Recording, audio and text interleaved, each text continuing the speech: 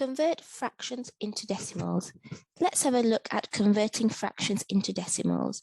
So you will already know some by heart. So for example, you would know that a half is 0.5. You will also probably know that a quarter is 0.25. You would also know that 3/4 is 0.75. And some of you might even know that actually 1/10 is 0.1. If you don't know that, don't worry. I will be going through how you can work these out. So let's have a look at some of the more easy ones. So 1/10. Well, this line here in maths, if I put a little arrow to it, means divide. So that actually means 1 divided by 10, which you can probably do in your head is just 0.1. Put a decimal point at the end, move it 1 back, and put a 0 at the start. You might have 4/10. That would mean 4 divided by 10, which is 0.4. Likewise, 11 divided by 100 would be 11 divided by 100, so 11/100ths. So again, decimal point on the outside, this time 2 steps backwards, 1, 2 there, equals 0.11. Okay. You might have 26/100. That means 26 divided by 100, which would give you 0.26. And one more like that, 78/1000 would be 78 divided by 1000. So in this situation, you would put the decimal point on the outside and 3 steps backwards, 1, 2, 3, 0 there, and 0 there in the empty space to get 0.078. So these are the more easy ones, let's say. You might have some like this now. So let's have a look. There's lots of different ways of converting a fraction into a decimal. So 1/5 here. Well, there's 2 different ways. You could either do 1 divided by 5, but we can't do with the decimal point, move it back or forwards because it's not divided by 10 or divided by 100, divided by 1000. So you can either use a bus stop method, but there's an easier way than this. I would find an equivalent fraction. I know that I can change the 5 to a 10 by timesing by 2. So I could times a 1 by 2 to get 2/10.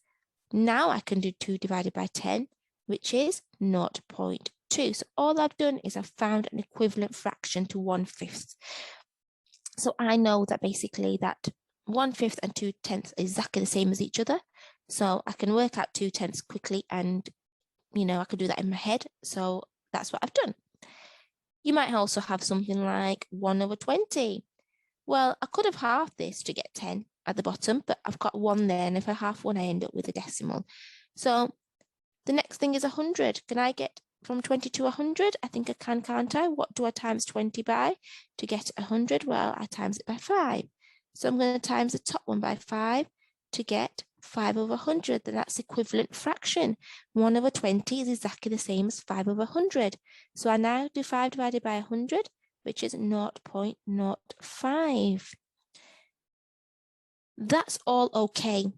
However, if you have something like 1/8, well, I can't get the bottom number to be 10.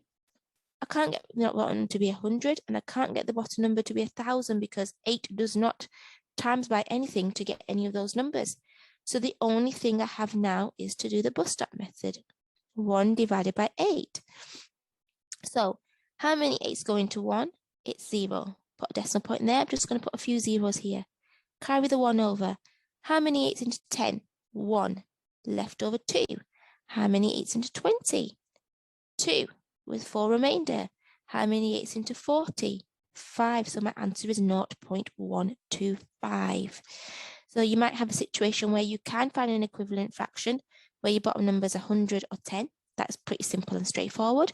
But if you don't have a situation like that, you will have to use a bus stop method.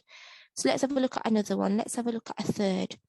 Well, the bottom number cannot be 10 because 3 times nothing is 10. 3 times nothing is 100, and 3 times nothing is 1000. So we've got no choice but to use a bus stop method. 1 divided by 3. How many 3s into 1? It's 0, decimal point. Let's put a few zeros in. Okay, carry the 1 over. How many 3s into 10? 3, because 3 times 3 is 9, left over 1. Oh, how many 3s into 10? 3 again, left over 1. How many 3s into 10? 3 again, 1 remainder. Oh, and it seems to me it's going on forever. So that's going to be 0.3 recurring, and we write that with a dot at the top. Let's have a look at another one. Let's do 1/7. So again, if we were to do 1/7, well, 7 times nothing is 10, 7 times nothing is 100, and 7 times nothing is 1,000. So the only option we have is 1/7. Okay, so how many 7s into 1?